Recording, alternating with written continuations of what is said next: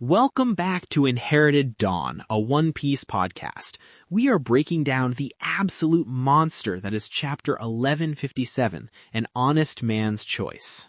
And what a choice it is. We end this chapter with the 5 elders looking down, giving Prince Harald of Elbaph the deal of a lifetime. A lifetime of what exactly? Misery? They tell him Elbaph can join the world government, his life's dream, on one condition. He has to kill his friend, Rox D. Xebec. They are forcing him to choose between the future of his entire race and the life of his friend. It's a checkmate move, strategically flawless and morally bankrupt. It's the most twisted, calculated thing I've seen them do in this whole flashback. If you want to make sure you never miss the moment we see Harold's answer, you should probably make sure our signal is reaching your transponder snail. Go on and follow the show wherever you listen. Now let's get into it, because this chapter starts with a bang. It does. We open with the Rox pirates finishing up a job. They've just hit the International Philanthropy Federation. Philanthropy, right? They're escaping with a mountain of treasure, and this high priest is on his knees begging them not to take it, pleading that it's all for hungry children. It almost feels convincing for a second. But you can't fool Charlotte Linlin when it comes to hoarding. She just laughs in his face. She says if the money was really for kids, it would already be gone. She can tell this whole place is just a scam to hoard treasure. Her greed gives her a kind of twisted insight. She knows a treasure hoarder when she sees one. It's like she has a sixth sense for it. It makes you wonder, is that a primitive form of observation Haki, tuned specifically to avarice? Or is it just the simple fact that it takes a thief to know a thief? She sees his soul, and it's as rotten as hers. That's a scary thought. Haki that senses greed. She'd be able to find treasure anywhere. It's a perfect example of why this crew was so dangerous. They weren't just strong. Some of them were genuinely sharp, just in the most self-serving ways. Their individual talents were immense, but there was no synergy. It was a collection of solo artists forced to share a stage. And then you get the flip side of that coin with Shiki. He proves your point perfectly. Wang Ji, Ochoku, gets a call that they need help. Some of their crew are pinned down, and he just tosses the job to Shiki. Shiki's version of handling it is to toss a bomb down at his own crewmates, not at the enemy, but at his own allies who are trapped. He literally says he hopes it kills a few of them so the rest get a bigger share. This isn't a crew. This is a collection of apex predators locked in the same cage, and they are constantly trying to eat each other. It's the opposite of everything Luffy stands for. The Straw Hats would die for each other over a single berry. These guys would kill each other for an extra belly. It's pure, unrestrained ambition. There is no loyalty. There is no camaraderie. We've seen other antagonistic crews like Doflamingo's, which was built on a twisted mockery of family, or Crocodile's Baroque Works, which was purely transactional. The Rox pirates are something else entirely. It's a philosophy of pure anarchy. Every man for himself, and the strongest takes all. It's the complete antithesis of a crew like the Straw Hats. Exactly. But before the bomb can do its work, the priest seals the gates, trapping them. He thinks he's got them. Linlin gets ready to smash through with that raw power of hers, but she doesn't even have to. Newgate, a young prime Whitebeard, steps up. And with a single flex of his devil fruit, he just uproots the entire place. The ground cracks, the building tilts, the gates are meaningless. Oda's paneling here is incredible. You don't just see the destruction, you feel the vibration. The sheer destructive scale of the Gura Gura no Mi, even back then. He wasn't even the captain, but he had the power to end any fight he was in. And you see Kaido looking over, this young, almost insecure version of him, just admitting he's jealous of that power. It's so weird seeing Kaido envious of anyone. It tells us so much about his mindset at this time. He was still searching. He hadn't landed on his philosophy of strength above all else, but the seeds were there. He saw in Whitebeard's fruit a perfect tool of raw, undeniable force, and Whitebeard's advice is so perfect for his character. He just tells Kaido to be patient and figure out what fruit he truly wants. It's calm, measured advice from a man who already knows himself. Whitebeard's desire wasn't power for power's sake. It was the power to protect his family. He's telling Kaido to find his own reason, his own purpose. But Kaido, he doesn't have one yet, not a real one. All Kaido has is ambition and envy. You can see the seeds of the man who would become obsessed with finding the most powerful Zoan fruits and building an army based on raw strength. He wanted a fruit that embodied indestructibility, and he eventually found it. It all starts right here, with him looking at Newgate and wanting something just as definitive. And the infighting just continues. It never stops with these guys. This Kyo character, who you pointed out is probably Captain John, immediately figures out it was Shiki who tried to kill them, and they start brawling right there in the wreckage. It's a mess, and Rox just yells at them for being fools right as the Marines show up. Whitebeard wonders if someone tipped them off because they got there so fast. But Rox doesn't care. He doesn't even flinch. He doesn't order a retreat or a tactical withdrawal. He just looks at the entire Marine fleet and tells his crew to hit them back and take everything they have, too. That's his whole philosophy, isn't it? The world is his enemy, and every challenge is just another target. Never retreat, never back down. If the world pushes you, you push back with overwhelming force. It's a little reminiscent of Luffy, that stubborn refusal to run from a fight he believes in. But with Rox, it's not about belief or protecting anyone. It's about domination. It's a twisted mirror of that same resolve. And the narrator confirms it. The box here is just chilling. In just 2 years, 16 raids, 76 ships sunk, 14 ports burned, 5 towns leveled, a kingdom ruined. It explicitly says that even with Roger on the seas, this period was known as the Era of Rox. That is such a heavy statement. We think of Roger as the pinnacle, the man who stood at the top, but this narration reframes everything. For a time, Roger wasn't the king. Rox was the challenger. Rox was the undisputed storm at the center of the world, and this crew of monsters was the reason why. A storm with no eye, just pure swirling chaos. From that chaos, we shift to a totally different kind of conflict. We see Harald, the giant prince, trying to repay a debt, an act of honor. He's at the country of Inishi. They helped Elbaph during a famine, and he's come to pay them back with supplies. But he finds the world government there instead. They've beaten him to it. And they're not there to help. They're rounding up the people of Inishi, putting them in chains, taking them prisoner. The reason they give is just... it makes my gears grind. It's so cold. They say that because Inishi is an unaffiliated nation, its people have no rights. It connects back to what we've seen so many times. If you are not a member of the world government, you are not considered a person in their eyes. You're just a resource to be claimed, like timber or minerals. It's the same logic they use to justify the Buster Call on Ohara, the same logic they use for the slave trade at Sabati, the same logic they use to hunt down the people of Wano. If you don't pay the heavenly tribute, you don't exist. You have no human rights. And Harald, this prince who lives by a code of honor, a code of debts and repayment, he can't accept it. He tries to intervene, to speak to them with reason. This smarmy government agent just warns him off. He tells Harald that getting involved will ruin his chances of getting Elbaph an alliance with them. He dangles Harald's life's dream in front of his face and basically tells him to look the other way. And to prove his point, he just casually shoots one of the prisoners right in front of Harald. He doesn't even look at the person he kills. It's a demonstration. Just to show him how little these people matter to them. The message is clear.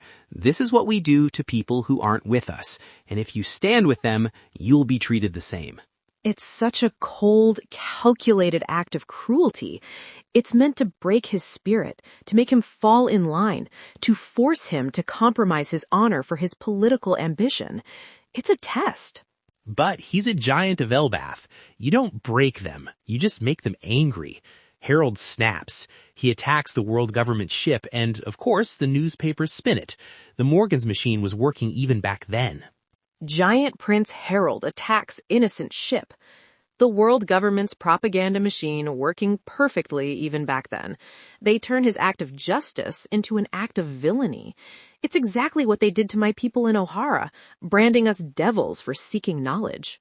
And that leads us to Ida's bar, where Harald is having a drink with the one person who probably understands, Rox D. Xebec. Rox isn't surprised at all. He's reading the paper and almost seems amused. He says he expected the government to lie and twist the story. He sees the system for what it is, a machine that manufactures its own truth. He uses it as another chance to recruit Harald. He's relentless. He tells him to just join his crew and help him tear it all down. He says he can't stand seeing his friend, this proud warrior, having to bow and scrape to people like that anymore. For all of Rox's apparent evil, this feels genuine. There's a real camaraderie between them. He seems to honestly respect Harald and hate seeing him debase himself for a corrupt system. But he refuses again. He's stubborn. He still believes he can do it the right way, that he can get Elbaph aligned with the government legitimately, that he can prove to them that the giants have changed. It's this incredible clash of ideologies between two friends. One wants to burn the whole corrupt system down and build something new on the ashes, presumably with himself as king. The other wants to reform the system from the inside. It's the revolutionary versus the reformer, and Rox just mocks him for it. He asks if shaving his head is going to make them cooperate. Okay, we have to talk about that. The shaved head. What is that? Is that a giant custom for showing shame or something? It has to be, right? When you think of hair in warrior cultures, it's often a symbol of pride, like a samurai cutting off his topknot in disgrace. For Harald to shave his head, it must be a massive deal. I believe it is. A sign of apology or deep humility. He's so ashamed of Elbaph's past reputation as violent marauders that he's taken this public vow. He's trying to show the world they've changed, that he is personally taking on the shame of his ancestors to forge a new path. And Rox just sees it as weakness, a pointless gesture. The government doesn't care about your honor. They care about power. That's what he's trying to tell him. You can't appeal to the better nature of people who don't have one. It's heartbreaking because they're both right in their own way. And Harald then mentions that Garp laughed at him too for his plan. And hearing that name, Rox gets this look on his face. It's not just anger. It's a look of recognition, of respect almost. He says Garp would have made an excellent pirate because he hates the top brass, the celestial dragons, just as much as they do. That is maybe the highest compliment Rox could possibly give someone. It shows that Rox understands Garp on a fundamental level. He sees that same rebellious, freedom-loving spirit. The only difference is the uniform. It recontextualizes their rivalry. It wasn't just a marine versus a pirate. It was two men with similar spirits who chose opposite paths to express them. Garp fights for freedom within the system. Rox fights to be free from the system. But Harald refuses to see it that way. He still thinks the Marines are a fine army. He thinks if he can get more good people like John Giant recruited, they can make a real difference. It's the classic idealist's argument, and from his perspective, it makes sense. He sees honorable men like Garp in the Marines and believes the institution can be saved by them. He doesn't understand that the institution is designed to control men like Garp, not to be changed by them. Rox just scoffs and says giants in the Marines is a terrifying thought. And then Ida, the bartender, chimes in with the line of the chapter. Rox asks Ida to talk some sense into Harald, and she just says, "If Harald were my son, I'd tell him to pick better friends." Ouch, what a burn. She's talking about Rox, obviously. She's not taking a side in their ideological debate. She's just looking at the man trying to lead her friend down a path of fire and blood. She sees the path he's walking and knows it only leads to destruction. She's the quiet observer who sees the truth in both of them. She understands Harald's honor and Rox's ambition, and she's worried for them. She's like the wise old woman in a tavern who has seen 100 young men like them come and go. From the bar, we cut to Marine headquarters, and we see the exact conversation Harald thinks he can change, the conversation he shaved his head for. It's Admiral Kong with Garp, Sengoku, and Suru, the future leaders of the Marines, all in one room, the best of the best. And Garp is making the exact same argument as Harald, but from a marine perspective. He's saying the giant's strength is exactly what they need. He's being pragmatic. He sees a powerful potential ally and wants to seize it. Sengoku, the strategist, agrees, calling Harald an honest man trying to atone for his people's history. Suru, the intelligence expert, adds the intel, mentioning the rumors that Rox is trying to recruit him. They all see the situation clearly. They are not the problem. They're the good guys. They're the ones Harald is putting his faith in. This is the proof that his idealism isn't totally misplaced. But then Admiral Kong just shuts it down. He says there's too much bad blood, that things can't change. Bad blood is a very interesting choice of words. It's not public perception or political difficulty. Bad blood implies something deep in the past, a historical grievance, something beyond just a bad reputation. I didn't even think of that. You think it goes back further? It has to. It feels like a coded reference to the Void Century. Perhaps the giants were allies of the ancient kingdom. For 800 years, the world government may have carried a grudge, a deep-seated fear of the giants' potential to upset the balance of power again. So it's not just that they were pirates, it's that they were on the wrong side of that ancient war. Garp doesn't care about any of that ancient history. He tells Kong to just make Elbaph a member nation. He's trying to brute force the politics just like he brute forces everything else. But Kong says he can't. His hands are tied. And that's the key. An admiral of the Marines, one of the most powerful military men in the world, is powerless here. This decision is coming from above him. He's just the messenger. It's coming from the celestial dragons, from the Gorosei. This scene is Oda screaming at the reader that Rox is right. The system is rigged from the very top. Harald's faith is misplaced. His honor, his sacrifice, his shaved head, it means nothing to them. The institutional rot is too deep. Even good men like Garp and Sengoku can't fix it, because they aren't the ones truly in charge. They're just the respectable, powerful face of a deeply corrupt system. Man, that's heavy. And while all this political drama is unfolding, we get another massive piece of the puzzle. The whole world is in an uproar because Shakiaku has quit the Kuja pirates. Shaki! We finally see her. And she's not just a pirate. She was the captain of the Kuja, Empress of Amazon Lily, the predecessor to Hancock. People are devastated. We see these panels of pirates and marines just crying, hoping to just see her once out on the sea. She was clearly a legend even back then, a total superstar. And we learn this from an incredible source, Gloriosa, Nyanba, discussing it with Big Mom. And this is a huge reveal in itself. Gloriosa was a member of the Rox Pirates. Wait, for real? The former Empress of the Kuja was on Rock's crew? That connects so many dots. No wonder she knew so much about the outside world. No wonder she was so pragmatic and unafraid. It makes perfect sense. She left Amazon Lily, got hit with the love sickness, and the only way to survive that is to be with the man you love. But if he's out on the sea, you have to keep sailing. What better ship for a powerful woman to join than the strongest one on the seas? She found a place where her strength would be respected. And Linlin, of course, being Linlin, immediately assumes Shaki quit because she fell for a man. She muses that love might be the end of the Kuja one day, that it's their one weakness. Which is such a cynical take from a woman who has dozens of children with dozens of men, none of whom she seems to have actually loved. Her marriages were political contracts. Gloriosa sees this and throws it right back at her. She says someone like Linlin, who just collects husbands for political power and creating a diverse army of children, would never understand the anguish of real love. It's a brutal, direct takedown of Big Mom's entire worldview. Gloriosa also says she doesn't think Shaki is the type to get lovesickness, which is a fascinating detail. It raises the question, why did she leave? If not for love, then what? Did she just get tired of the pirate life? We find out soon enough. She shows up at Hachinusu, Pirate Island. Of all the places to go hide out, that's like retiring to the middle of a war zone. She's brought there by a pirate named Tritoma, and she just announces to all these bloodthirsty pirates that she's chosen to hide out there for a while and asks if they can protect her. It's an insane move. and they all just agree. They're instantly love-struck. This is the power of the Kuja Empress. She walks into the most dangerous place on Earth and has everyone eating out of her hand in seconds. That's gotta be some form of Haoshoku Haki, right?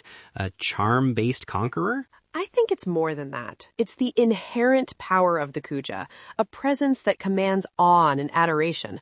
When the Rocks pirates get back to Hachinusu, they find she's already set up shop. She's opened Shaki's Ripoff Bar. The legendary bar from Sabaody. This is its origin story. It's so cool. And all of the Rocks pirates, the most dangerous people alive, Whitebeard, Big Mom, Kaido, Shiki, they're all completely swayed by her too. They just accept it. They let her stay. She becomes an institution, a neutral zone in the heart of chaos. The narration says that in time, Shaki became known as Hachinusu's treasure. And then Oda hits us with that last line of the narration, one worthy of being stolen by another. That gave me chills. It's so blatant. He's not even hiding it. It's a perfect setup.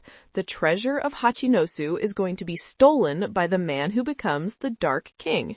Rayleigh is coming. He has to be. He's going to show up on Pirate Island, probably on a mission or just looking for trouble, and meet the love of his life. Bro, that is the most romantic setup. The first mate of the Pirate King stealing the heart of the Pirate Queen from the island of the world's strongest pirate. Super! It's incredible. Oda is weaving all these legendary backstories together in this one era.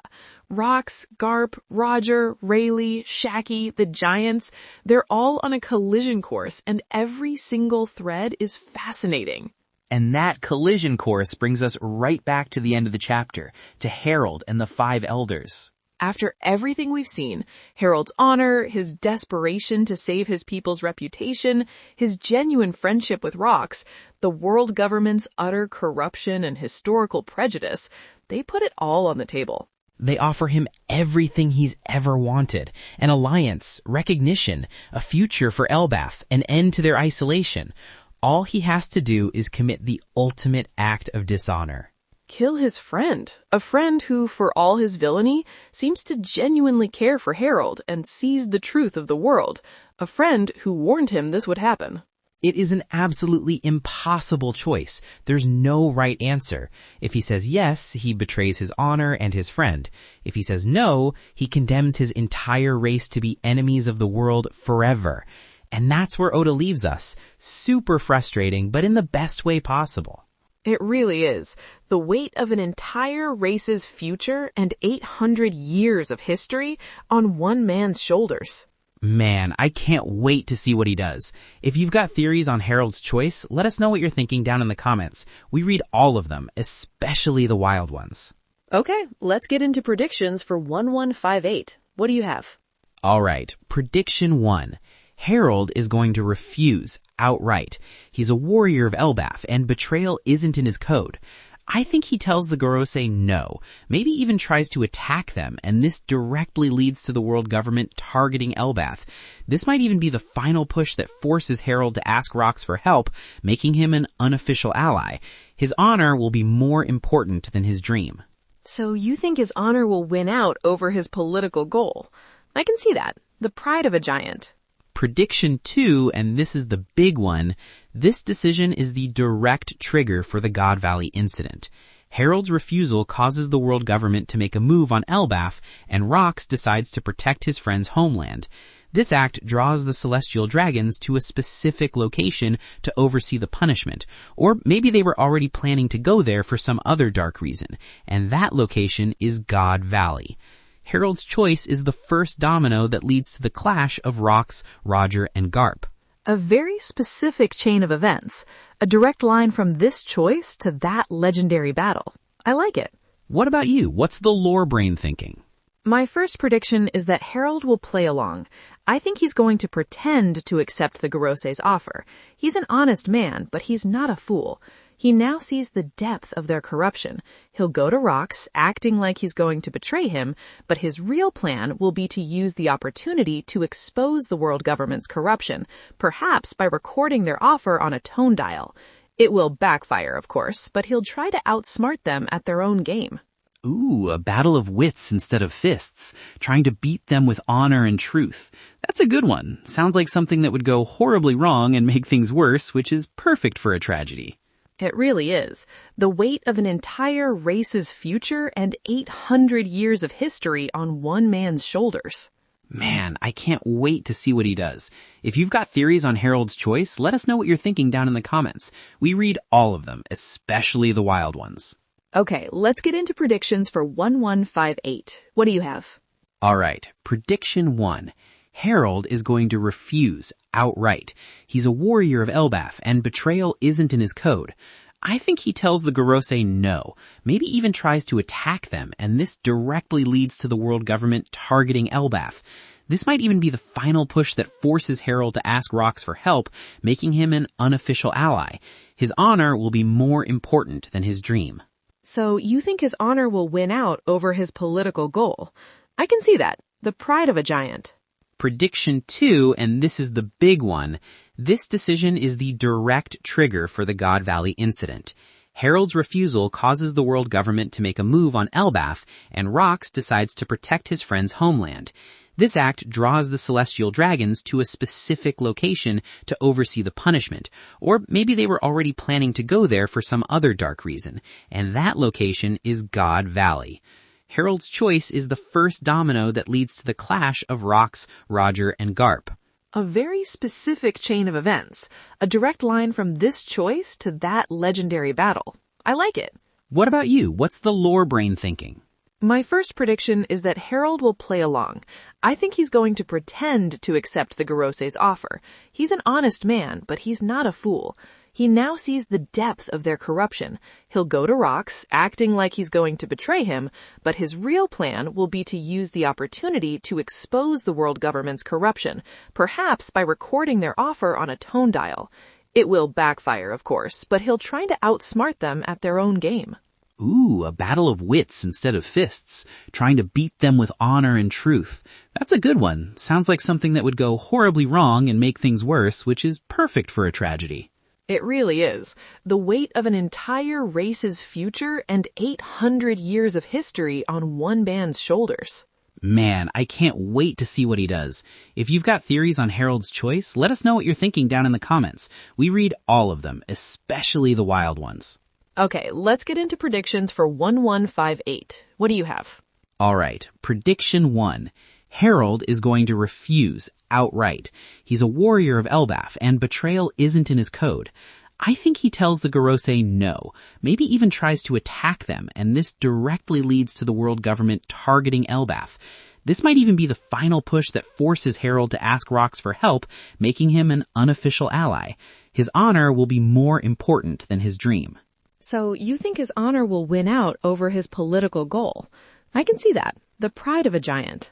Prediction 2, and this is the big one. This decision is the direct trigger for the God Valley incident. Harald's refusal causes the world government to make a move on Elbaph, and Rox decides to protect his friend's homeland. This act draws the celestial dragons to a specific location to oversee the punishment, or maybe they were already planning to go there for some other dark reason, and that location is God Valley. Harald's choice is the first domino that leads to the clash of Rox, Roger, and Garp. A very specific chain of events. A direct line from this choice to that legendary battle. I like it. What about you? What's the lore brain thinking?